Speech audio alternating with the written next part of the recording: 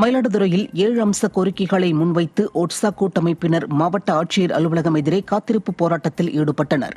மயிலாடுதுறை மாவட்டத்தில் உள்ள 240 கிராம ஊராட்சிகளில் பணிபுரியும் சுகாதார ஊக்குநர்களுக்கு 7 மாதங்களாக நிறுத்தி வைத்துள்ள மாத தொகுப்பு ஊதியத்தை வழங்க வேண்டும் என்றும், OHD ஆபரேட்டர்களுக்கு ஊதியமாக 2000 ரூபாய் வழங்க கோரியும், கிராம தூய்மை பணியாளர்களுக்கு மருத்துவ காப்பீடு அட்டை வழங்க வேண்டும் உள்ளிட்ட 7 அம்ச கோரிக்கைகளை வலியுறுத்தி ஒட்சா கூட்டமைப்பினர் மாவட்ட ஆட்சியர் அலுவலகம் எதிரே காத்திருப்பு போராட்டத்தில் ஈடுபட்டனர்.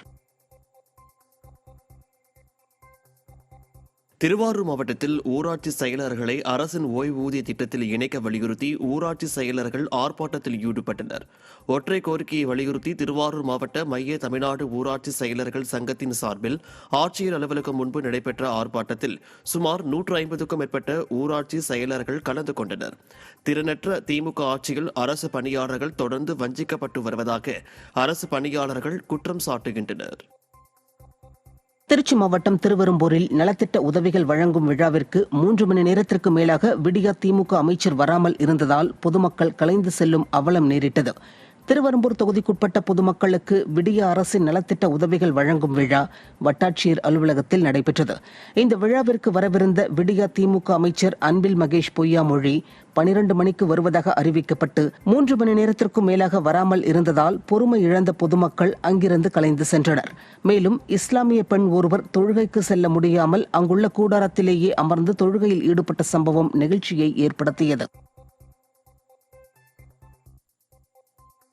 நீலகிரி மாவட்டம் குன்னூரைச் சேர்ந்த அதிமுக மாணவரணி செயலாளர் அப்பாஸை விடியா திமுகவின் ஐடி விங் நிர்வாகிகளான அபீப் ரகுமான், ஷேக் அப்பாஸ் ஆகியோர் கடுமையாக தாக்கி அதிமுக கொடியை கிழித்து எறிந்துள்ளனர்.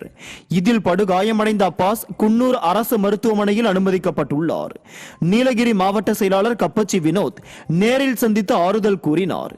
இது குறித்து விடிய அரசின் ஏவல் துறையிடம் புகார் அளித்தும் எந்தவித நடவடிக்கையும் எடுக்கவில்லை எனவும், தமிழகத்தில் சட்டம் ஒழுங்கு சீர்கெட்டு உள்ளதாக மாவட்ட செயலாளர் கப்பச்சி வினோத் குற்றம் சாட்டினார்.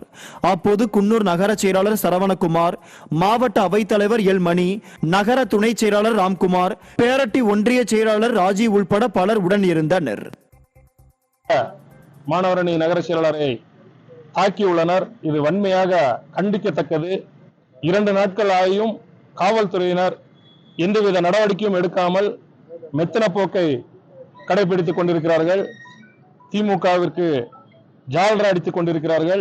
இது போன்ற நிலைமை தமிழகத்திலே அனைத்து பகுதிகளிலும் நடந்து கொண்டிருக்கிறது. இது அனைவரும் அறிந்ததே.